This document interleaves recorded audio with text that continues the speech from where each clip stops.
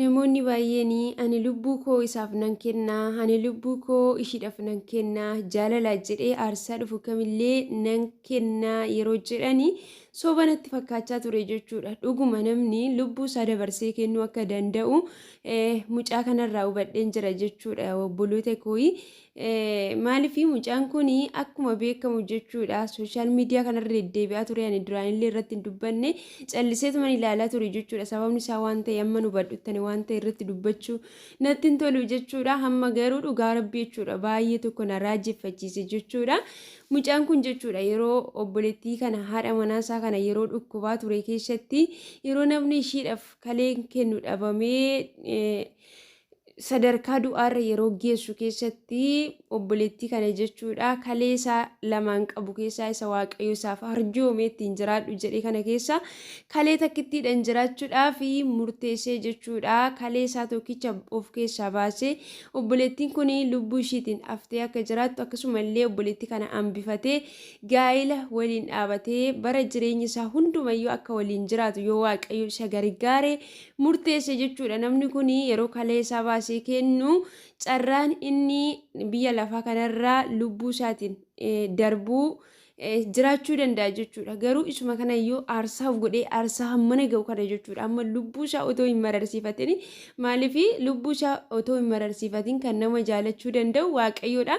Garuu namni kuniyyuu immoo dhugaa rabbii nama qajeeladha jechaadha. Bara kana keessatti namni akkanaa nama muraasa jechuudha hin jiru jechuu immoo hin dandeenyu. Sababni isaayyuu kinoo jechuudha jiraatetii argaatii jirra jechuudha. Bara dhaloonni jaalalaaf iddoo dhabe keessatti namni kun jechuudha kalee takkittii qabu nama jaalatu kanaaf aarsaa of godhee yoon jiraadhes yoon du'es jedheeti kalee isaa of keessaa baasee haadha manaasaa yookas immoo jaalallee isaa ishii har'a gargar ba'an kanaaf kenne jechuudha. Ishii garuu olummaa inni isaaf ishiidhaaf oole dagattee jechuudha.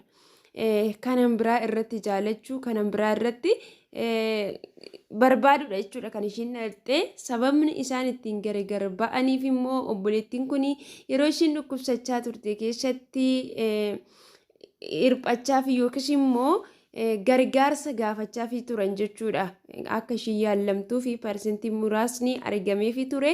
Ishiinis erga fayyite kana namoota dhukkuba kalee dhukkubsatanii fi gargaarsa funaanuudhaa fi kaate jechuudha. Gargaarsa funaantu kana immoo harka walakka gara ishiitti fudhattee harka walakka immoo warra akkasiitiif kenniti. Inni immoo jireenya akkasii hin barbaadu jechuudha. Wanta namaa akkasatti darbu karaa nama dhukkubsatu kanaan qabeenya sana nyaachuu hin barbaanne waan ta'eef hojii kana dhiisii jedhanii sababni ka'umsa jalqaba isaanii isa kana ture jechuudha. Ishiin garuu nuufis hojiidha waan ta'eef rakkina hin qabu jettee hojii ishii itti fufte. Dubartiin kun jechuudha abbaa manaa ishii kana jechaadha nama du'a ishii oolchee nama jireenya isaa ishiidhaaf kenne nama lubbuu ishii ishiidhaaf jedhee aarsaa godhee kana jechuudha. Nama fayyummaa isaa isa kaleessa qabu ishiidhaaf jedhee dhabe kana jechuudha. Namni kun erga kaleessaa kennee fayyaa isaallee hin dhabe akka kaleessaa akka barbaadetti ba'ee galuu hin danda'u jechuudha. Nama akkasii kana maal goote ishiin immoo gaafa inni rakkina keessatti kufu gaafa inni dadhabbii keessatti kufu gaafa sana maal goote dhiistee biraa baate jechuudha. Isumaaniyyuu hin teenye inni wantoota baay'ee of ajjeesuudhaaf lubbuu isaallee jechuudha addunyaa kanarra dabarsuudhaaf yaalii gurguddaa ofirratti raawwachaa ture. Garuuti lubbuun guyyaa waaqayyo jedhe malee biyya lafaa kanarraa yoo nuti waan hin taane ofirratti yaannellee darbuu hin dandeessu waan ta'eef sababa godhee gargaarsa maatii fi hiriyoota isaatiin lubbuu isaa addunyaa kanarratti akka aftu ta'ee yeroo inni rakkatu keessatti illee gargaarsa namootaatiin akkasuma immoo suusii garaagaraa keessa seenuudhaan qaama isaa uf kukkutuudhaan jechuudha. Odoo ba'ee dubbatee icciitii isaanii kana hin baasin icciitii mana isaa kana eeggatee ishiidhaan gargar ba'anii otoo jiranii keessa isaatitti aarii qabu hunduma isaayyuu miira hin taane keessa galee suusii garaagaraa keessa galee dhokfatee jechuudha. Otoo inni taa'u ishiin immoo maal goote egaa obboloota koo dhugaa rabbii dubbachuudhaa fi addaggeen maalidha jedhu ija fuutu dhugaa waaqayyoo jechuudha. sooshaal miidiyaa irratti baatee jechuudha akka wajjin jiran jireenya bareedaa akka waliin jiraachaa jiran baay'ee akka ishii jaalatan akka ishii jaalatu ishiin illee baay'ee akka isa jaalattu jireenya gaarii jireenya namatti tolu keessa akka jiran baatee dubbatti jechuudha. Gaafa kana jechuudha kan inni haaree to'i gara sooshaal miidiyaa irratti dhufee dhugaa jiru baase jechuudha. Gaafa kana garuu gaafa dhugaa jiru baasu uummanni hundumtuu jechuudha bitaa mirgaanii sabni hundumtuu kan afaasaa dubbatu kan afaasaa hin dubbanne hundumtiyyuu kalee isaa deebisuu qabdi akkas ta'uu hin qabdu amma baqa nutu wacii bahuudhaaf malu kalee sana ishiin opereeshinii taatee baasuudhaaf kan malu wacii sanallee nutu danda'a kalee mucaa kanaa deebuu fi qabaa ishii yoo duutes dhimma ishiiti. Kalee mucaa kanallee bakka fudhattee duullee hin qabdu jedhanii namoonni baay'een jechuudha yeroo miira keessa galanii haariidhaan dubbatanii harigaa turre jechuudha. Ishiinillee sababa kanaan qorichallee dhugdee mana yaalallee akka galte jechuudha. Sababa gara hundumaan iyyuu murtooni dheekkamsi namootaa afaan namootaa hundumtiyyuu ishiirratti ta'aa tureeni ishiinillee murtoo hin taane jechuudha. Kan ishiin ofirratti murteessitee summii dhugdee kan ishiin mana yaalaa galte jechuudha. Kanaafi namoonni baay'een kalee sanallee fudhattee du'uu hin qabdu kalee isaa deebiftee haaduutu jechaa turanii amma immoo jechuudha namoota yeroo hundumayyuu gaa'ila namoota diigamee yeroo dheeraadhaaf jechuudha ture walitti deddeebisaa kan turan jechuudha ogummaa gaa'ilaa irratti kan qaban kan barumsa barsiisan jechuudha paaster Sharee kan jedhamu hin beektu jechuudha amaariffaan kan barsiisu namoota gargar ba'anii mana seeratti iyyuu jechuudha qabeenya isaanii gargar qooddatanii jaarsi biyyaa kan dadhabe jechuudha isaantu walitti deebisa kanarratti isaa walitti araarsuudhaa fi waliin dhiifama waliif akka waliif godhanii fi irratti argamanii jiru garuu namni kuni deebi'ee dhiifama gochuu fi hin dandeenye jechuudha dhiifama namummaa nan godhaaf garuu ishii wajjin deebi'ee jireenya kaleessaa jireenya haadha manaa fi abbaa manummaa jiraachuu hin danda'u jedhee miira as dhufuu keessaniif illee maaltu isinitti dhagahame gaafa jedhuuni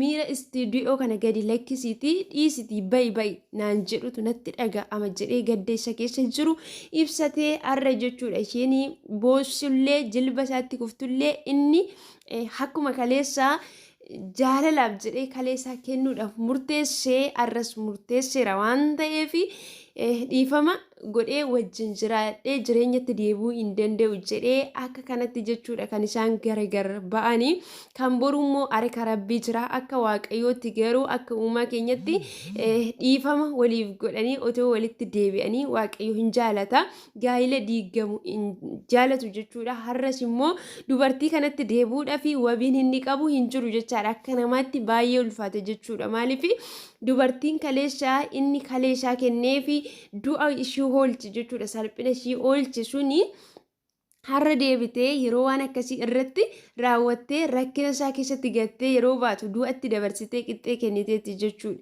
Har'as immoo ofii ishiitiin miti jechuudha kan ishiin deebitee dhiifama gaafachaa jirtu jechaadha jechuun namoota baay'ee karaa hundumaan jechuudha ishiitti gaafa murtaa'u maaliif Oromoon gaafa mammaaku sabni namatti jiguurraa jira gaarri namatti jiguu wayyaa jira gaara namatu namarraa ol qabeetooyi nama baasuu danda'a jechuudha. Nama garuu uummanni sitti jige taanani baay'ee ulfaata jechuudha. Kanaaf iyyuu ishiinis arras jaalattee ofishiitti gaabbitee otoo namni hin beekin otoo hin taane waan namni ishirratti wantoota tokko fudhateef deebite jechuudha. Otoo dhugumaan isa jaalatti ta'ee gargar ba'anii otuma jiraataniyyuu namni walitti bu'uu danda'a waan ta'eef sooshaal miidiyaa irratti baatee akka waan wajjin jiranitti hin kijibdu yookaan immoo issoofdu jechuudha.